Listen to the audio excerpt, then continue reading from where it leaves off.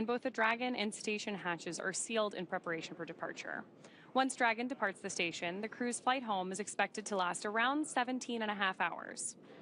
Shortly after separation, Dragon will use its Draco thrusters to carefully move away from the station and complete a phasing burn that will prepare it to re-enter the Earth's atmosphere. Following phasing, Dragon will complete deorbit, re-entry, and splashdown. During our deorbit sequence, several events will occur, including trunk separation, closure of the nose cone, a deorbit burn, deployment of the drogue and main parachutes, and finally, splashdown. And of course, like all of our mission with Crew-10 so far, Mission Control, SpaceX, and of course on the big loop connected to Houston, we'll be monitoring their progress all the way. You've got a great view of Mission Control at SpaceX here, but we'll hear call-outs from Mission Control in Houston here shortly. And of course, Dragon is targeted to splash down off the coast of California tomorrow, August 9th, at 8:33 a.m. Pacific, 11:33 a.m. Eastern, where it will be picked up by a SpaceX recovery vessel, and our recovery teams will help to egress or exit the crew from Dragon.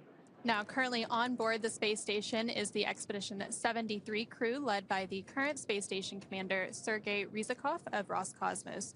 Just a few days ago, JAXA astronaut Takuya Onishi handed over command of the space station to Ryzhikov ahead of his departure today, alongside his Crew-10 crewmates. Now, also on board space station is NASA astronaut Johnny Kim, as well as Roscosmos cosmonaut Alexei Zubrytsky, and of course the recently arrived Crew-11 astronauts.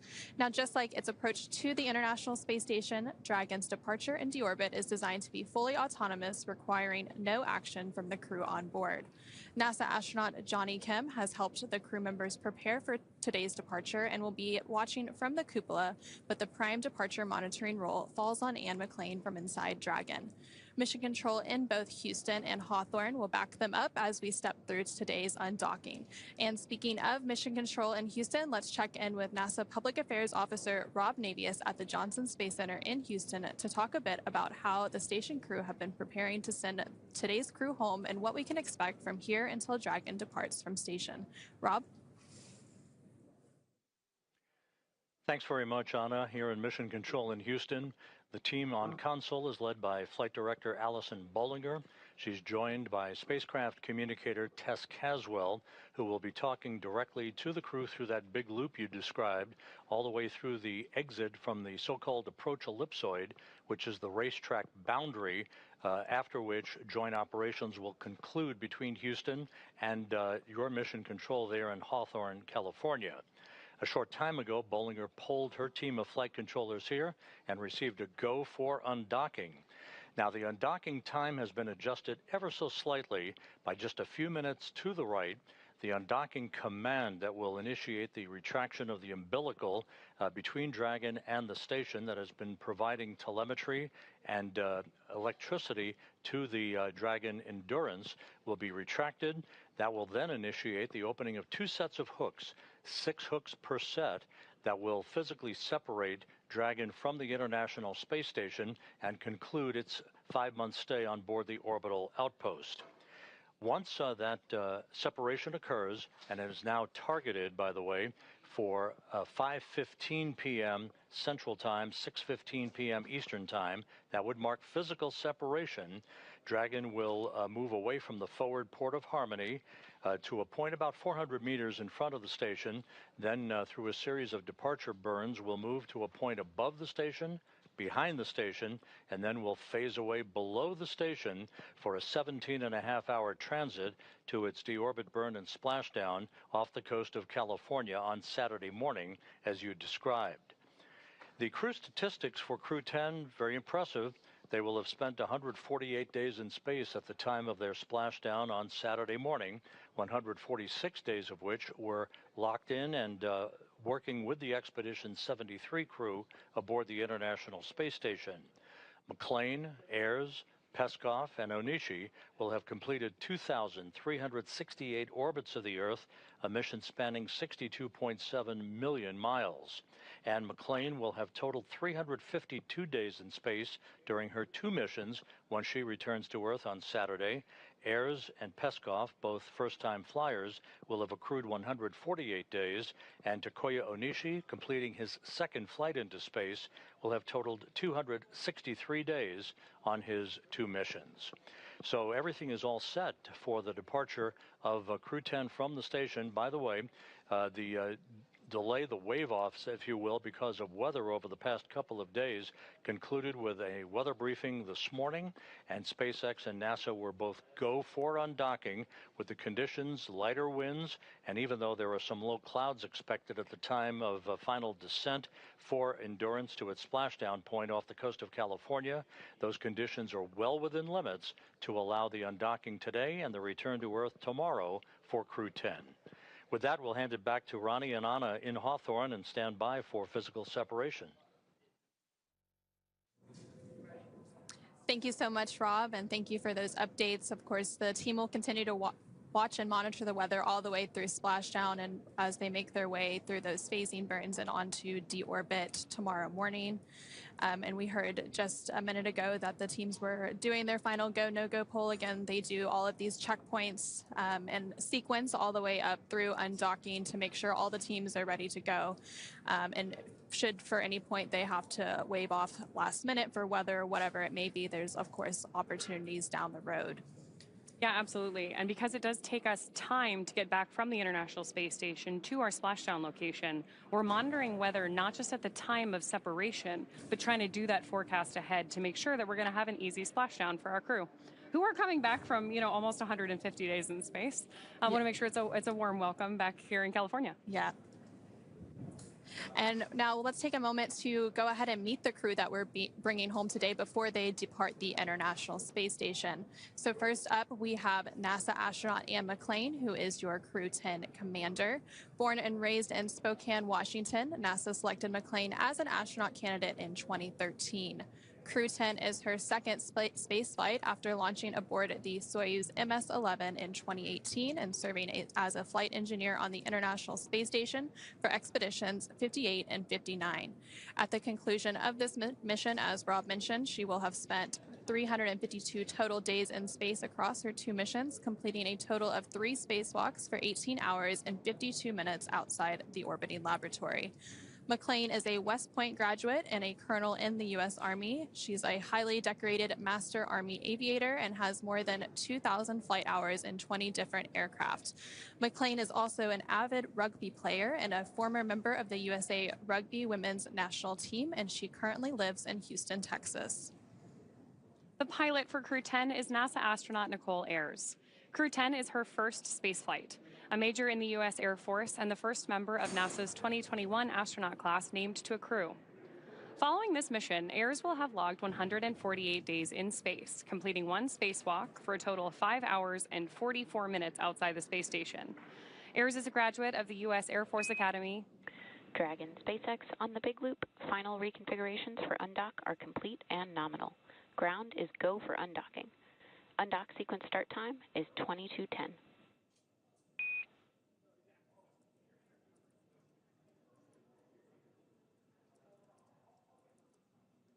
SpaceX Dragon, copy, go for undock. Crew has visors down. SpaceX copies, visors down.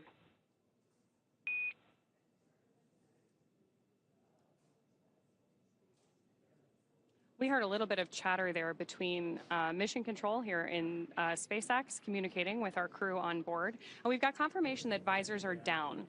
What we're doing right now is getting the crew into their fully suited up, ready to depart configuration, because we want to make sure that for all of these dynamic phases of flight, we have them safely inside their spacesuits. So with that, let's take it back to our crew. We were just discussing mission pilot Nichole Ayers, who is a graduate of the U.S. Air Force Academy in Colorado Springs, Colorado. She has served as an instructor pilot and mission commander in the T-38 Adair and F-22 Raptor, leading multinational and multi-service missions worldwide. She has more than 1,400 total flight hours, including more than 200 hours in combat. Ayers has a twin and was born in San Diego, California. And this is also the second mission to the space station for JAXA, or Japan Aerospace Exploration Agency astronaut Takuya Onishi, after launching aboard the Soyuz MS-01 mission in 2016 and spending 113 days in space as a flight engineer for expeditions 48 and 49. Following Crew-10, Onishi will have logged a total of 263 days in space. Onishi received a Bachelor of Engineering in Aeronautical and Space Engineering from the University of Tokyo and soon embarked on a career in aviation with All Nippon Airways in Tokyo. He was selected as an astronaut candidate by JAXA in 2009, and during his stay on the space station, he became the first Japanese astronaut to capture the Cygnus spacecraft in space. Now, when he's not training, Onishi enjoys flying, playing the saxophone, movies, and hiking. And rounding out our crew, this is mission specialist and Roscosmos cosmonaut Kirill Peskov. Like Ayers, the Crew-10 mission is also his first trip to the International Space Station. After the conclusion of this mission, he will have spent 148 days in space. Before his selection as a cosmonaut in 2018, he was a co-pilot on the Boeing 757 and 767 aircraft for airlines Nordwind and ECAR. Assigned as a test cosmonaut in 2020, he has additional experience in skydiving, zero-gravity training, scuba diving, and wilderness survival. And it's a great crew that we are bringing home.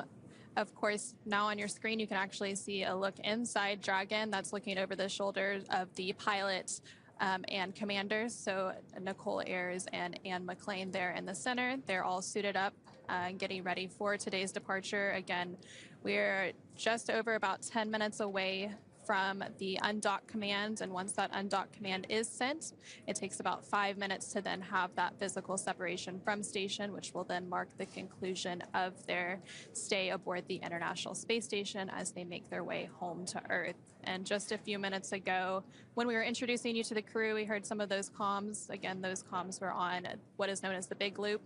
So that's that integrated communications loop that includes the team here in Mission Control in Hawthorne, as well as the Mission Control team in Houston, along with the space station crew with Expedition 73 aboard and the Dragon Crew-10, who is departing today.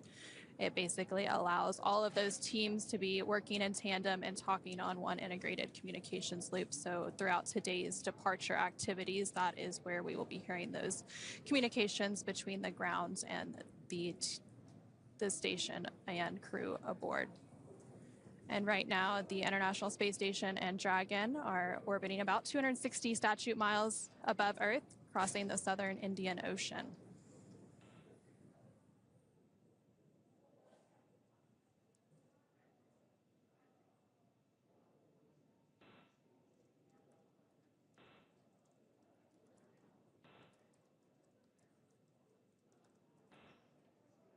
And we also did just hear a few minutes ago that the teams had pulled go to proceed with today's undocking and departure activities. So again, we are just standing by for that undocking command here in just about 10 minutes.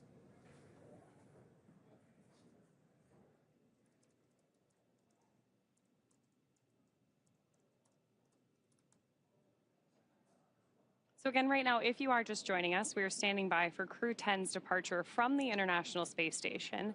And the view on your screen right now is looking over the shoulder of the pilot and commander for today's mission, up at the 3 touchscreen displays inside the Dragon spacecraft. Our crew is going to use these touchscreens to monitor their progress as they move away from station, even though the maneuver itself is fully autonomous. And as we mentioned a few minutes ago, the Joint Flight Control teams did pull go to proceed with today's undocking and departure. And now that the Joint Flight Control teams are go for undock, we are just awaiting that undock sequence to actually begin. Again, the undock command is scheduled to be sent in about 9 minutes at 3:10 p.m. Pacific, 6:10 p.m. Eastern. Once that command is sent, it will take less than 5 minutes for Dragon to separate from the International Space Station, which has been its home for the last 5 months. At the planned undock time, SpaceX Mission Control will command the undock sequence start, which begins the automatic undocking process we were just talking about. The first step is for the umbilicals to retract. These umbilicals connect Dragon systems to the space station while docked, transferring power, telemetry, and commands between the two vehicles throughout Dragon's stay. Once that's complete, Dragon will unlatch itself from the space station by releasing the 12 hard capture hooks in 2 separate phases, which Rob was telling us about while he was with us a couple minutes ago. All that combined takes roughly 4.5 minutes. And then Dragon will be ready to depart from station and begin to move itself further and further away using the Draco thrusters on board. And Dragon's initial departure from station is a little bit different from other docked vehicles like the Soyuz that rely on springs to push them away from the docking port. Dragon will actually execute 2 short thruster firings called undock burns, and that is what physically separates Dragon from the International Space Station. Those thruster firings use a combination of the 12 Draco engines around the base of the spacecraft, with the first breaking any stiction between Dragon and the docking port, and then the second slowly backing the spacecraft away from the station's Harmony module. And again, Dragon is currently docked to the forward-facing port on the Harmony module. Crew-11 docked last Saturday to the space-facing port. And following that physical separation, which we are expecting at about 3:15 p.m. Pacific, 6:15 p.m. Eastern, we will have depart burn 0, which is the first of 4 departure burns to begin moving Dragon further away from the space station. That initial departure burn, depart burn 0, will then be followed by the second departure burn about 5 minutes later, and that will help move the spacecraft beyond the keep-out sphere. The keep-out sphere is an invisible 200-meter line centered on the space station, and it is one of several safety zones set up to govern spacecraft arriving and departing from the International Space Station. Before moving into the keep-out sphere, spacecraft have to be configured where they would not cross the imaginary boundary for at least 4 orbits, even if the spacecraft lost all maneuvering. And then after that, about 13 minutes later, today that would be around 3:34 p.m. Pacific, 6:34 p.m. Eastern, Dragon will then exit what is known as the approach ellipsoid. Again, it's another imaginary shape, this time a 3-dimensional ellipsoid measuring 4 kilometers by 2 kilometers by 2 kilometers in the same family as the keep-out sphere. One of the key differences with the approach ellipsoid is that vehicles outside of it have to be on what we call a 24-hour safe redrift trajectory, which means the spacecraft would not cross into the approach ellipsoid for at least 24 hours, even if it lost all maneuvering. Again, we're expecting the call for the undocking sequence to begin in about 6 minutes. And then after that happens, it'll be about 5 more minutes before we have physical separation of Dragon carrying Crew-10 away from the International Space Station to conclude their mission.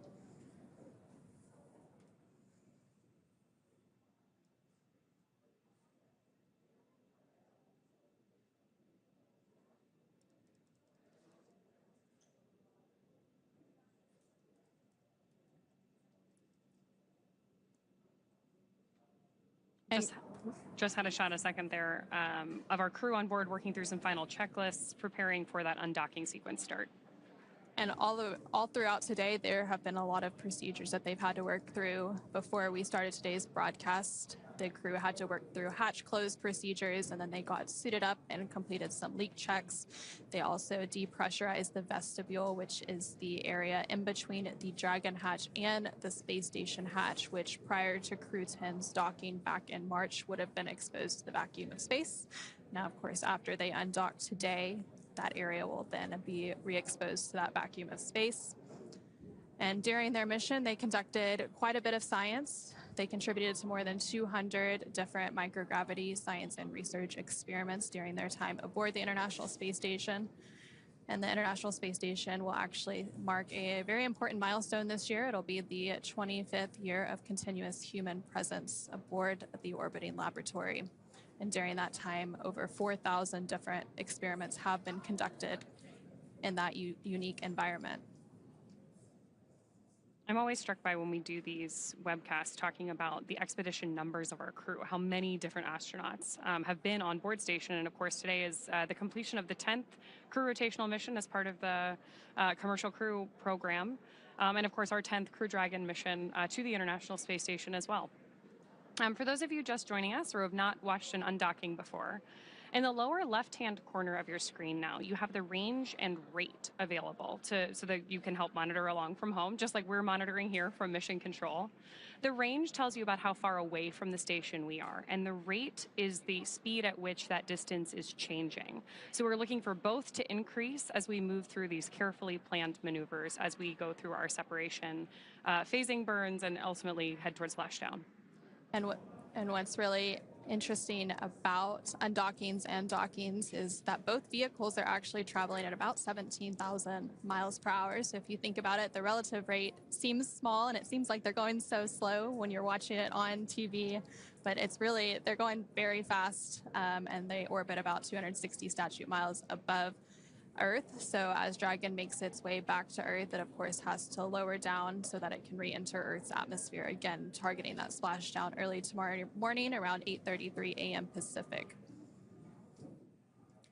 And we're now just about 3 minutes away from that undock command, which will be sent to Dragon from the ground, and that will then command the umbilicals to retract, and those umbilicals provide power between Dragon and the space station, and those were initially attached when Dragon docked to the International Space Station back in March. So then after the umbilicals retract, then we will have those hooks begin to drive open, and that will happen in 2 sets of 6. And then once that happens, Dragon will conduct those 2 short thruster firings to physically separate it from station.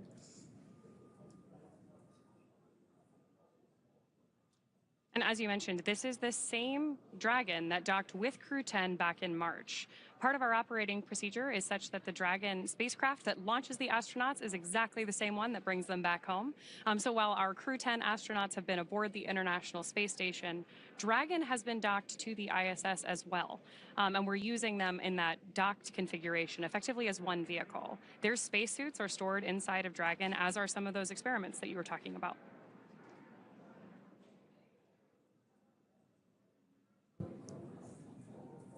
And of course, they had to repack some of those scientific experiments to make their way back to Earth. Again, we're about 1 minute away from that undock command. So as we continue to stand by, let's go ahead and check back in with Rob Navius at NASA's Mission Control in Houston.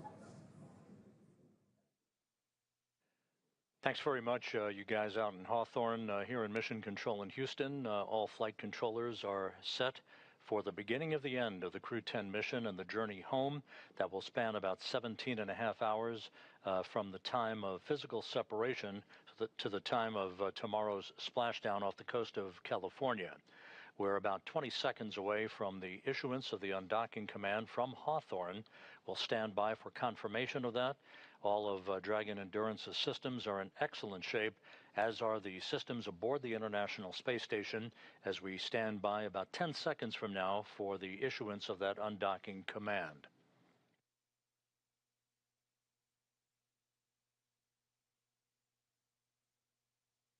And execution of the command now has been issued. The first step on the road to separation will be the retraction of the umbilical that you just heard a moment ago.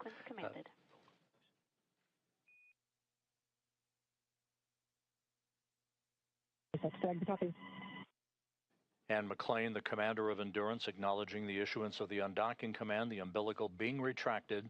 Once again, this means that Endurance will be on its own in terms of internal power and telemetry, no longer interconnected to the International Space Station.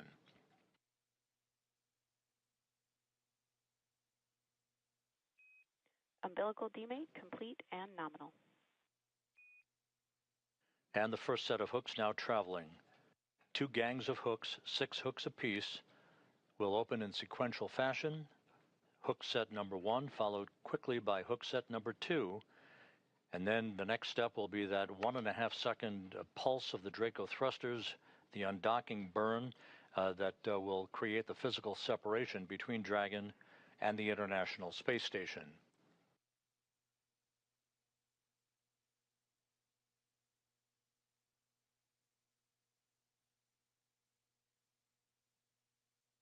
The Expedition 73 crew, who will be left on board the station to continue the unbroken presence of humans on board the orbital outpost led by Roscosmos cosmonaut Sergei Ryzhikov. He's the new ISS commander, joined by Alexei Zabritsky, Oleg Platonov, Johnny Kim, Zena Cardman, Mike Fink, and Kimia Yui.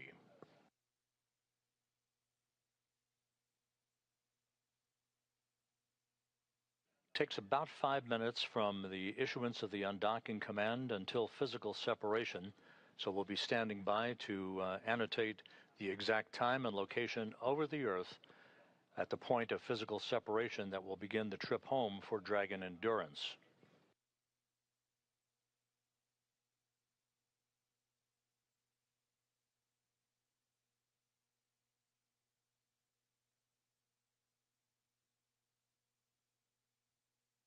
We're currently in an orbital nighttime pass We should be moving into a daylight pass over the southwestern Pacific Ocean a short time from now. The International Space Station traveling from southwest to northeast in an orbit inclined 51.6 degrees to either side of the equator.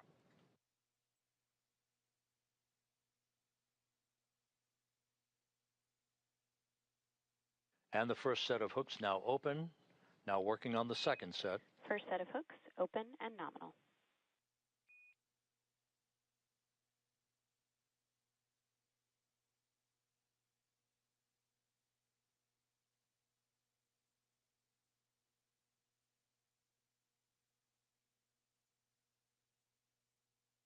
Second set of hooks now driving.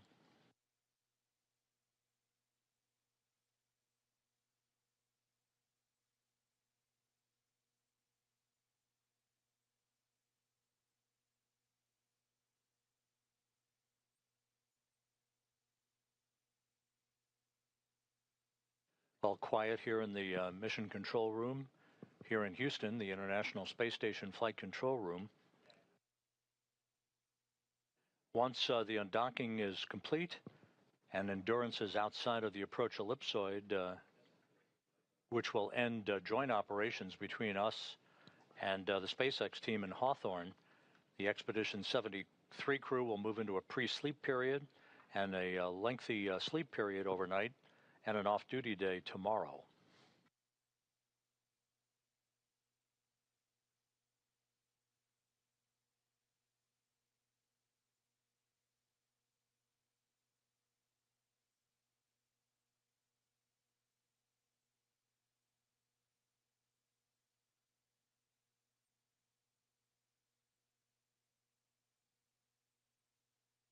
The second set of hooks now open, standing by for undock burn number 1.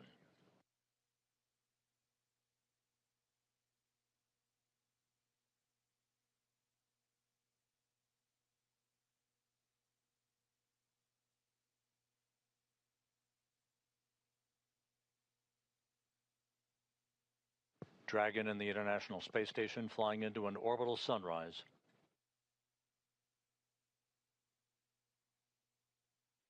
All hooks confirmed to be open. All hooks now open and nominal. Dragon separation. And we have undocking. Physical separation confirmed at 5:15 p.m. Central Time, 6:15 p.m. Eastern Time, as the station and Dragon flew 260 miles over Jakarta, Indonesia. And undock burn number 2 has been completed. And depart 0 burn now underway. You can see those Draco thrusters doing their thing,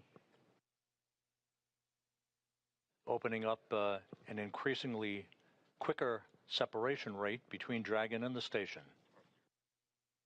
Depart 0 burn complete. Depart burn 0 complete. Performance nominal. Visiting vehicle officer here reports good trajectory as Dragon Endurance leaves the International Space Station, from which it docked 146 days ago.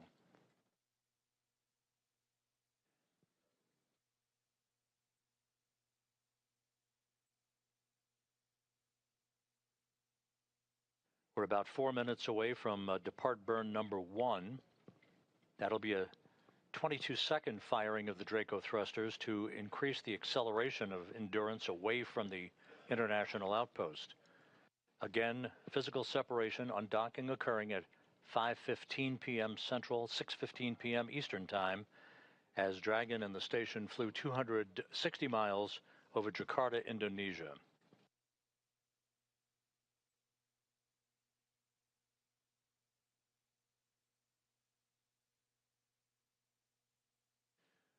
And again, we will remain in integrated operations with Hawthorne, California and SpaceX Mission Control until the time that Endurance has exited the approach ellipsoid, which is that 2 by 2 by 4 kilometer invisible boundary, basically a racetrack shaped oval type boundary that represents the vicinity of the neighborhood of the International Space Station within which integrated operations are conducted.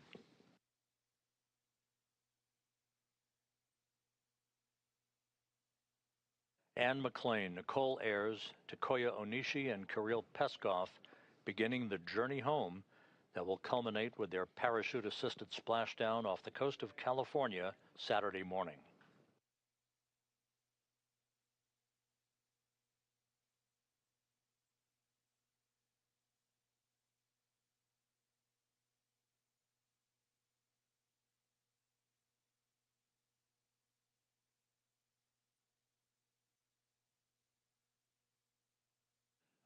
The track of Dragon in the station will carry it a moment from now across Malaysia and then just south of Manila, the capital of the Philippines.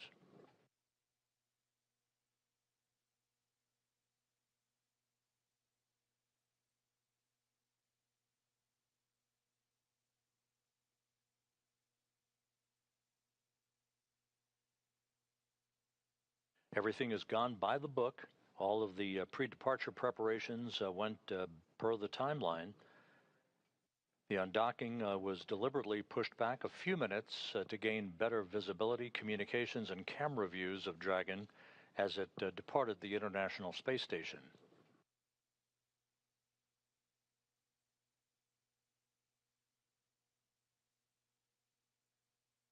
We still are headed for a splashdown on Saturday morning at 10:33 a.m. Central Time, 8:33 a.m. Pacific Time off the coast of California.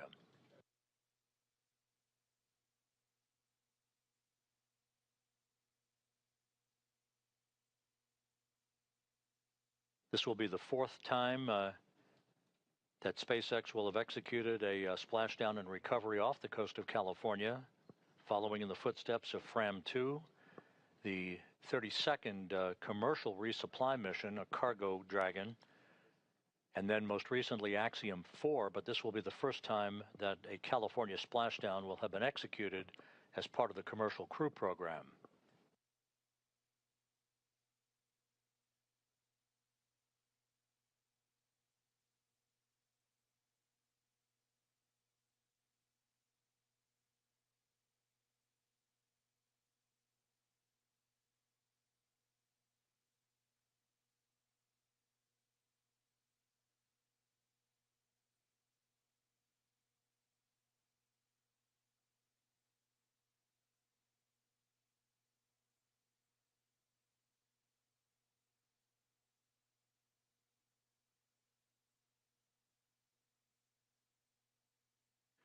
We're about 25 seconds away from departure burn number 1. This is a 22-second firing with a delta velocity change of 0.6 of a meter per second to further increase Endurance's opening rate from the International Space Station. That will be followed seconds later by its exit from the keep-out sphere, the first of these two boundaries within which integrated operations are occurring, and depart burn 1 underway.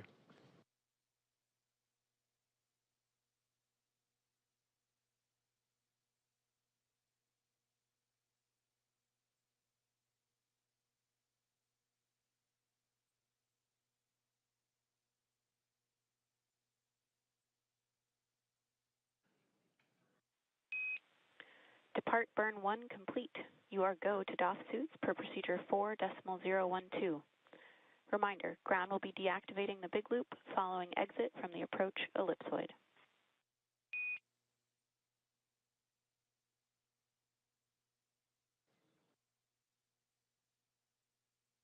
Dragon now maneuvering. Crew-10 copies, go to DOF suits. To the ISS crew, Expedition 73 Bravo, it was an absolute privilege to cross paths with you. Good luck in the rest of the mission. Godspeed.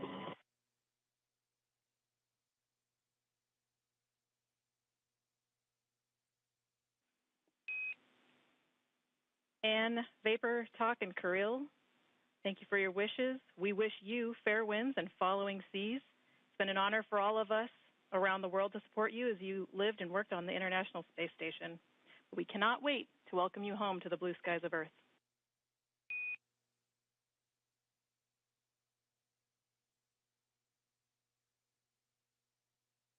Endurance Commander Anne McClain exchanging words with Crew-10 station on a big loop. fair winds and following seas. It was a huge honor to work with you all. We're going to miss you, and we can't wait to see you back on Earth.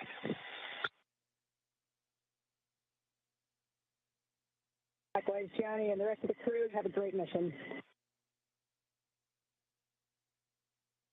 Again, Endurance Commander Ann McClain wishing all the best and a big vote of thanks. Dragon and Station, Houston on the Big Loop. Dragon has exited the keep-out sphere.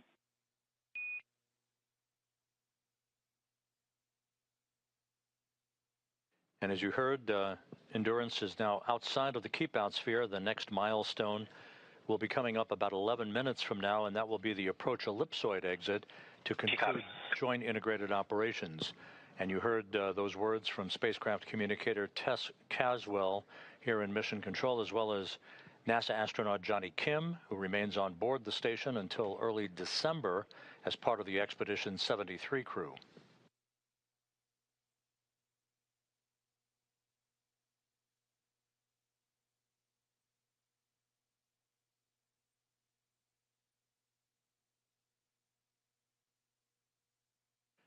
So with Endurance well on the way on the first leg of its journey home that will culminate with its splashdown off the coast of California Saturday morning, we're about to conclude joint integrated operations with Hawthorne here in Mission Control in Houston. And so with that, we will toss it back to Ronnie and Anna at SpaceX Mission Control in Hawthorne, California. Thanks, Rob. So as you mentioned, we are now waiting for Dragon to exit the approach ellipsoid, or AE, which is another imaginary shape, this time a three-dimensional ellipsoid, measuring 4 kilometers by 2 kilometers by 2 kilometers. As an easy visual, that's roughly like the shape of a football or maybe a rugby ball, which is appropriate given that our commander today is a rugby player. And it's in exactly the same family as the keep-out sphere for operational purposes. One of the key differences with the AE, though, is that vehicles outside of it have to be on what we call a 24-hour safe, free drift trajectory. That means that the spacecraft would not cross into the approach ellipsoid for at least 24 hours. Again, even if it lost all maneuvering for that call-out once we hear confirmation that Dragon is outside of the AE. And then after the Dragon spacecraft crosses the approach ellipsoid, as Rob mentioned, joint operations will end and the responsibility for the spacecraft will be handed back to the SpaceX flight control team here in Hawthorne, California. Again, everything continuing to look good with today's departure for Crew-10 from the International Space Station. Dragon is now just under 400 meters away from the International Space Station. And to recap, the hatches between the International Space Station and Dragon were closed earlier today around 1:04 p.m. Pacific, 4:04 p.m. Eastern Time. And since then, the crew has settled in to begin their 17.5-hour journey back to Earth. The joint NASA and SpaceX teams then pulled go to proceed with undock. Undock was delayed by SpaceX Crew on the com check on the handheld microphone.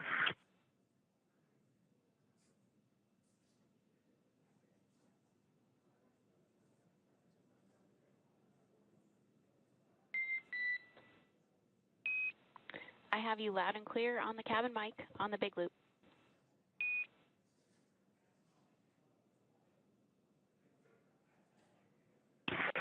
Okay, we can hear you loud and clear.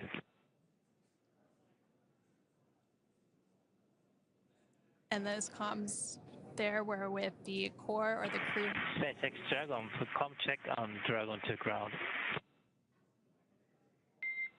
I've got you loud and clear on Dragon to ground. How me?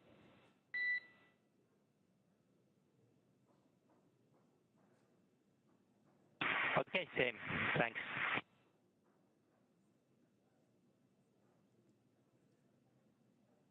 Again, those comms there were between JAXA astronaut Takuya Onishi and the core or the crew operations resource engineer in SpaceX Mission Control in Hawthorne, just behind us. And again, to recap a little bit, the undock command was sent around 3:10 p.m. Pacific, 6:10 p.m. Eastern. This was then followed by umbilical retraction and hooks opening, with that physical separation then taking place at 3:15 p.m. Pacific, 6:15 p.m. Eastern, as the space station and Dragon were traveling 260 statute miles over Indonesia. Dragon has since completed 2 of 4 departure burns and exited the keep-out sphere. Again, that is that 200-meter invisible boundary around the International Space Station. We are now about 5 or so minutes away from Dragon crossing the approach ellipsoid to set the spacecraft and Crew-10 up for their path back to Earth. Dragon is now about 500 meters away from the International Space Station. Again, that range and range rate continuing to increase as it continues on its departure. Again, Dragon is targeted to splash down off the coast of California tomorrow, August 9th at 8:33 a.m. Pacific, 11:33 a.m. Eastern, marking the completion of their 5-month science and research mission. Of course, if you're following along, you've noticed that in the bottom left-hand corner of your screen, we have updated the telemetry that we're sharing with you, now tracking the speed and altitude of the Dragon spacecraft. There we've got a shot on board on your screen right now of on board the Dragon spacecraft. Our crew inside has been given the go to doff their suits.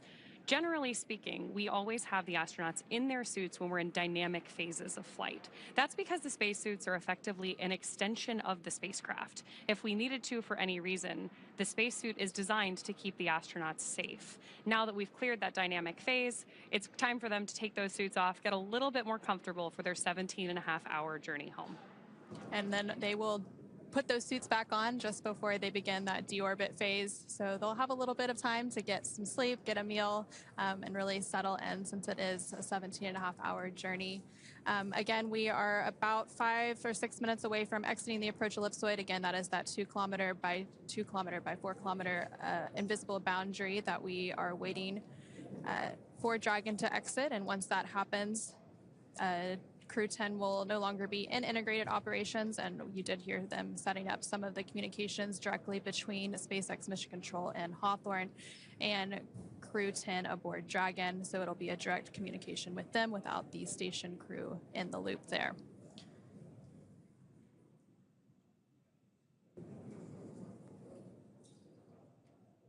And right now, Dragon is about 600 meters away from the International Space Station as the International Space Station travels about 260 statute miles over the Pacific Ocean off of the coast of Japan.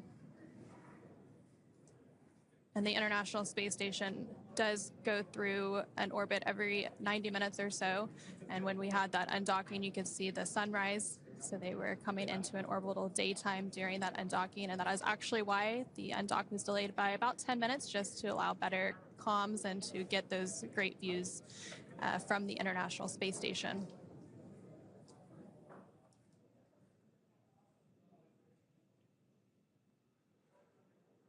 As you mentioned, because we're orbiting the Earth roughly every 90 minutes, our Crew-10 astronauts and those astronauts still on board the International Space Station are seeing about 15 sunrises and sunsets every day.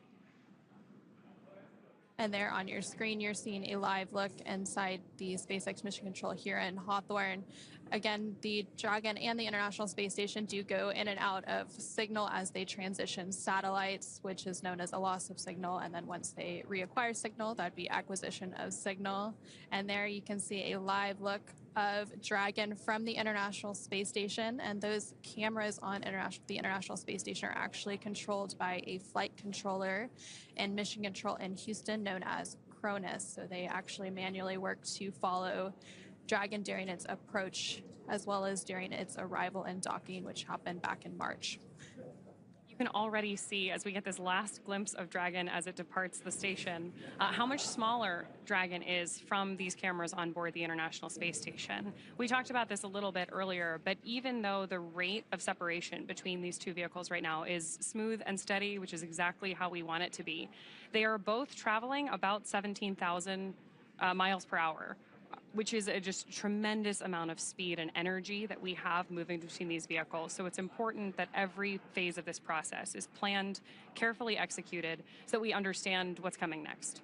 And right now, Dragon is about 750 meters away from the International Space Station. So again, continuing to increase that gap between the space station and Dragon as we continue to await confirmation of approach ellipsoid exit. And there on your screen, you can actually see a map which depicts where Dragon and the International Space Station are flying. Again, they're flying over the Pacific Ocean.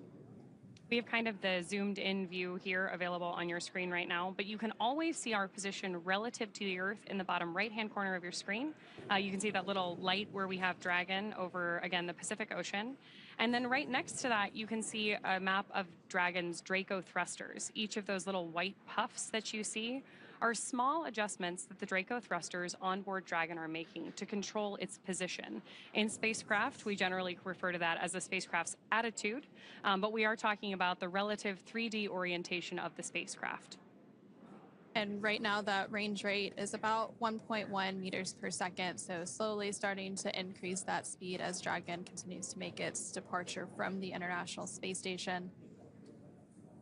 As we stand by for confirmation of approach ellipsoid exit, the Dragon spacecraft is currently over 830 meters away from the space station. Again, this is following its undocking and physical separation about 18 minutes ago at 3:15 p.m. Pacific, 6:15 p.m. Eastern.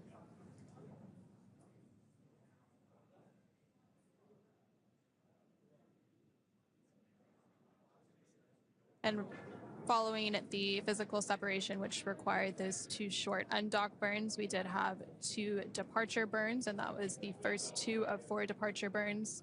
The depart burn 2, which is the 3rd departure burn, will be coming up about 30 minutes or so after approach ellipsoid exit, and then that will be followed by the final departure burn, depart burn 3, before they get into those phasing burns and then set Dragon up for its deorbit burn early tomorrow morning ahead of splashdown off the coast of California.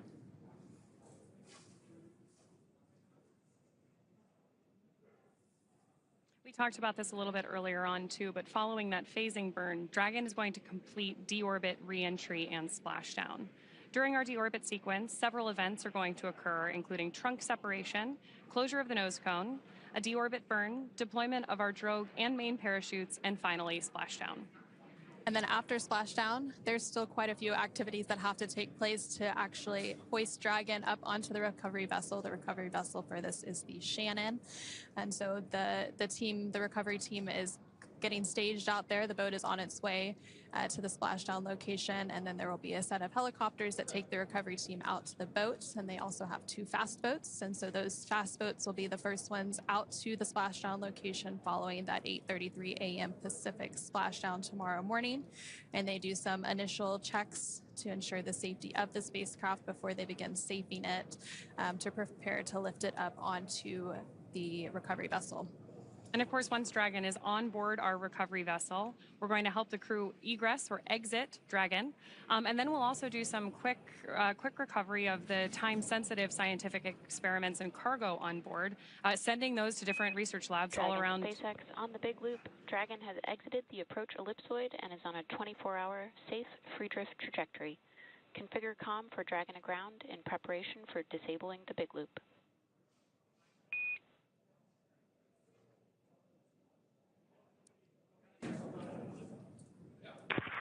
SpaceX Dragon copies. Thank you. And so we did hear confirmation just now that Dragon has exited the approach ellipsoid. Again, that is that invisible boundary measuring 4 kilometers by 2 kilometers by 2 kilometers, and the same family as the keep out sphere. And vehicles outside of it have to be on what we call a 24-hour safe free drift trajectory, which means the spacecraft would not cross into the approach ellipsoid for at least 24 hours, again, even if it lost all maneuvering. So now that Dragon and Crew-10 are well on their way back to Earth to conclude their 5-month science and research mission aboard the International Space Station, let's check in one more time with Rob Navius and Mission Control Houston. Thanks, you guys. You mentioned some of the critical activities that are coming up. The most critical activity tomorrow for the Endurance crew will be that deorbit burn that you mentioned.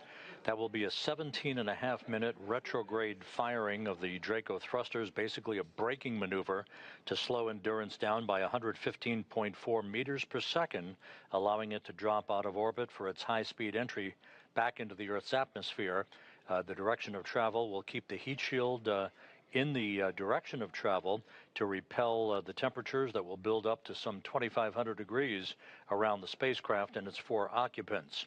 Here in Mission Control, the team led by Flight Director Allison Bollinger is now winding down its activities. The crew on board the station moving into a pre-sleep period. They will wake up in time, however, to watch all of the critical activities that will be uplinked to them for the return of Endurance and its parachute-assisted splashdown in the Pacific Ocean. So with that, we'll wrap it up here in Mission Control in Houston and turn it back to you guys in Hawthorne.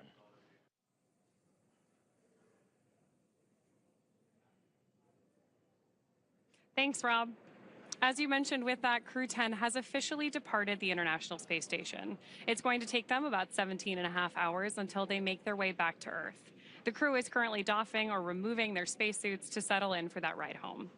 As we've mentioned previously, Dragon is targeted to splash down off the coast of California at 8:33 a.m. Pacific time tomorrow, Saturday, August 9th, followed by the crew getting picked up at sea by a SpaceX recovery vessel. As they rest up, our teams here will continue to keep an eye on the weather to ensure a safe return for Dragon and our Crew-10 astronauts.